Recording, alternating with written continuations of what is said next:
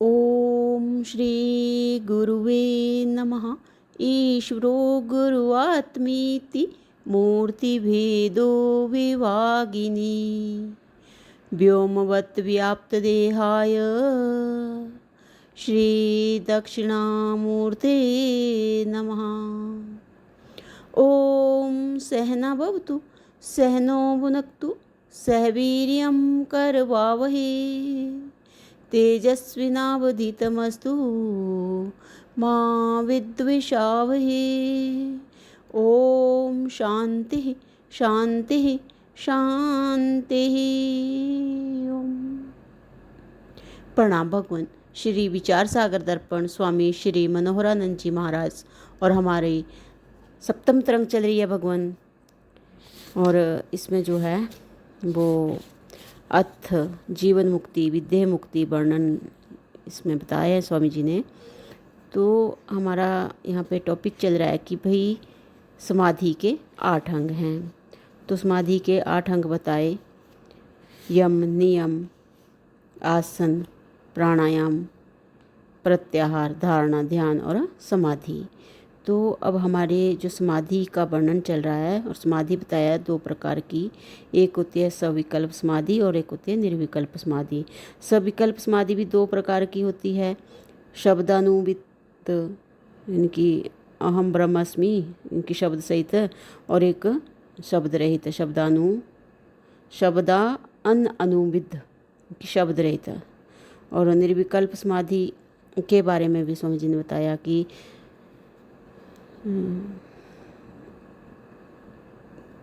यहाँ पर कि अब हमारा वर्णन चलेगा। सविकल्प समाधि में ब्रह्म रूप होकर द्वैत की प्रतीति होती है और निर्विकल्प समाधि में त्रिपुटी रूप द्वैत की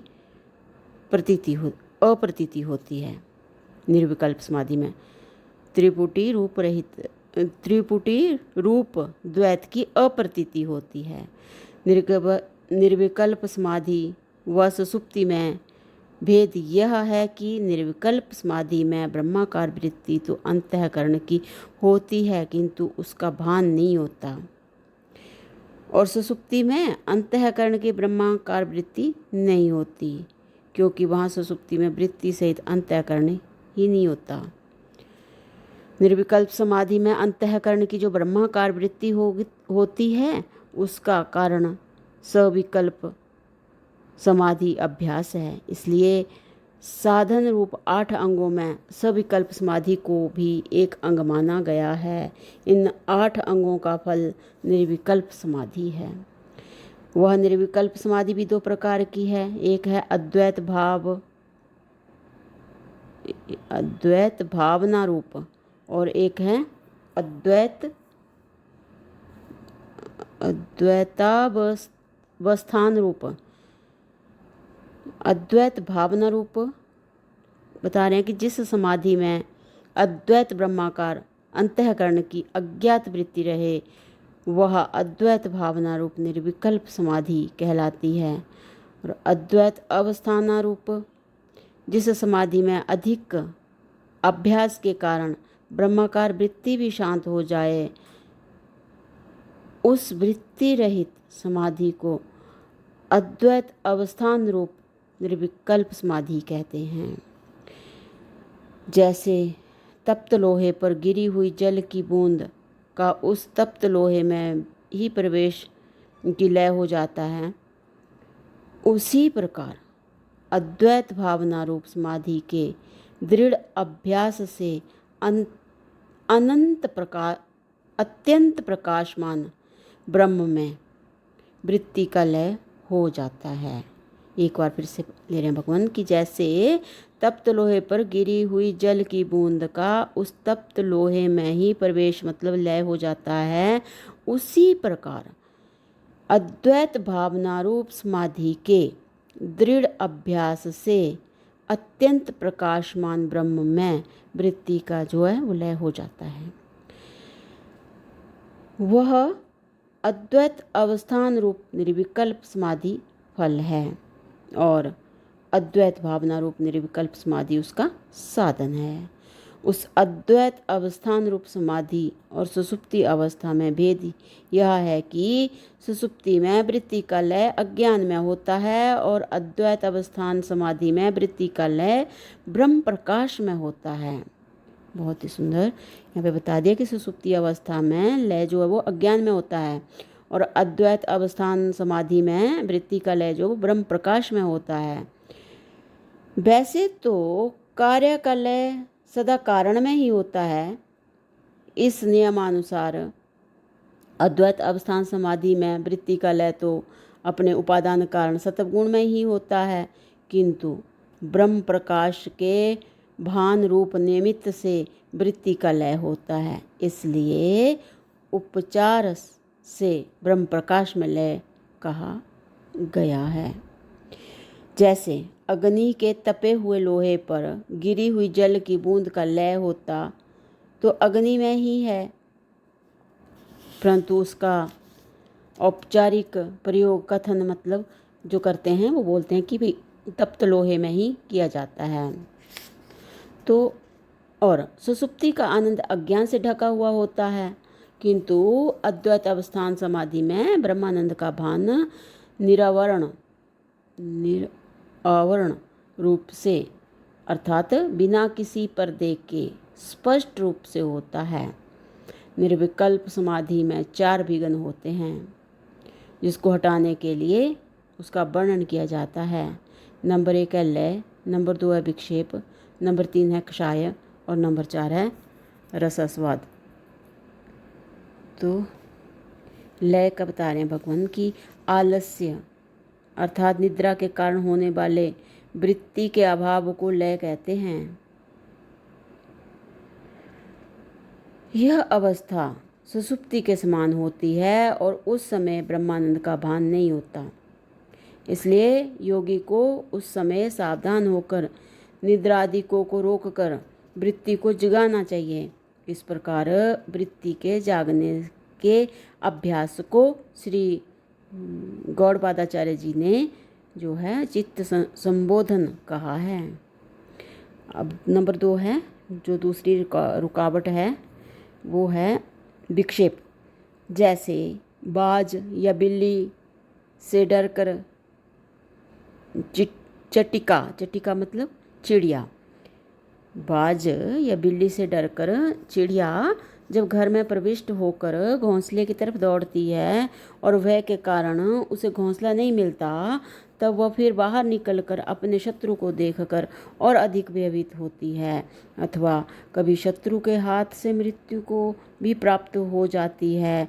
उसी प्रकार अनात्म पदार्थों को दुख रूप समझकर अद्वैत आनंद को प्राप्त करने के लिए वृत्ति अंतर्मुख होती तो है, किंतु कुछ समय तक की स्थिति के बिना तत्काल ही अत्यंत सूक्ष्म चेतन स्वरूप आनंद को प्राप्त न करने के कारण वह बहिर्मुख हो जाती है। इस प्रकार वृत्ति के बहिर्मुख होने को जो है वो विक्षेप कहते हैं। और वृत्ति की स्थिरता के बिना स्वरूपानंद की प्राप्ति नहीं होती।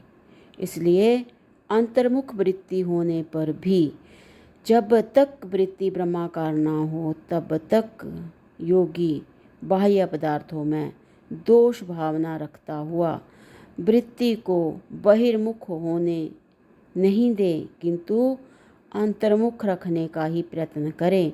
इस प्रकार के विक्षेप रूप विघ्न के विरोधी योगी के प्रयत्न को श्री गौड़पादाचार्य जी ने सम कहा है।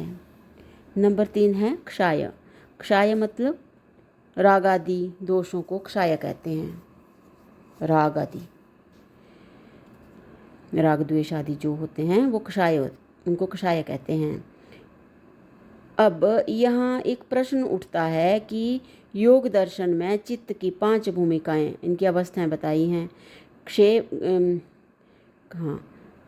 चित्त की जो है 5 भूमिकाएं, इनकी अवस्थाएं बताई हैं योग दर्शन में।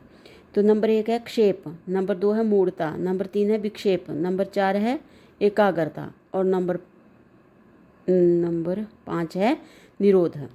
ये है चित्त की 5 भूमिकाएं: क्षेप, मूढ़ता, विक्षेप, एकाग्रता और निरोध।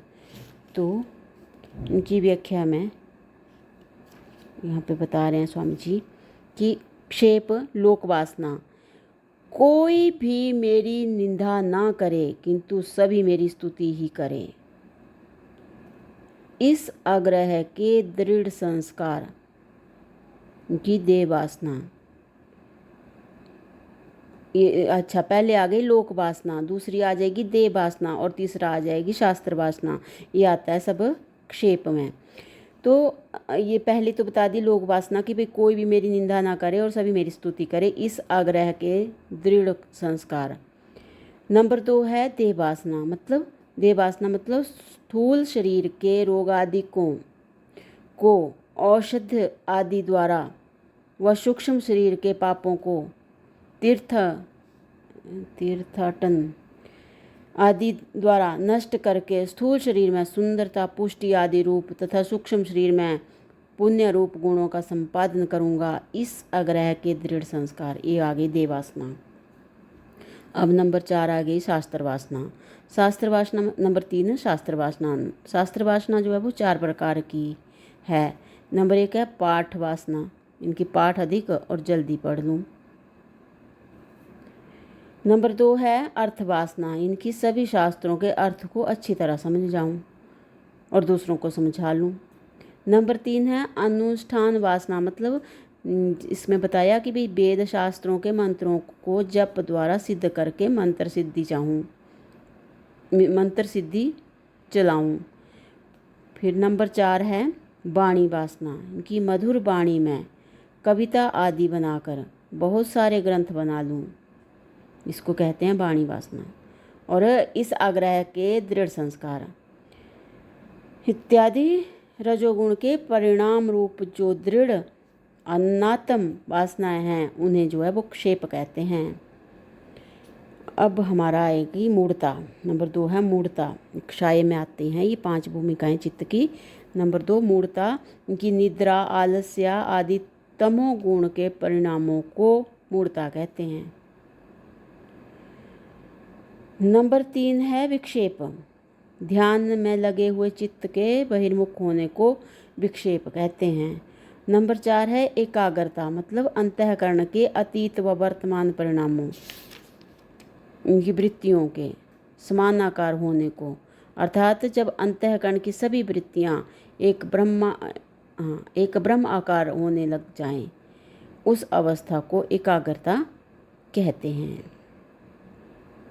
तो ये बता दी चित्त की 4थी अवस्था। अब 5वीं अवस्था है निरोध। तो भगवान ये निरोध को जो है वो हम अगले सत्संग से कंटिन्यू करते हैं। प्रणाम भगवान। ओम शांति ही शांति ही शांति ही। ओम।